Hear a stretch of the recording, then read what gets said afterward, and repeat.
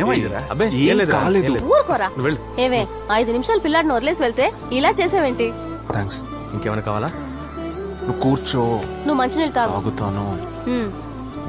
Okay కదా? ఆ, ఎన్నేళ్ల తర్వాత వచ్చింది, ఇలా చేసావేంట్రా? ఏయ్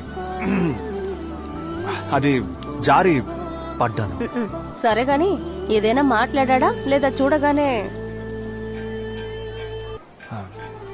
సారీ.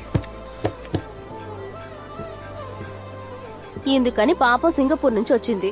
తనతో మాట్లాడొచ్చు కదా చిన్న పిల్లాడ్లా. తనకి పెళ్ళయి ఒక కూతురే ఉంది. దాని గురించి అడిగావా? ఏంట్రా నువ్వు?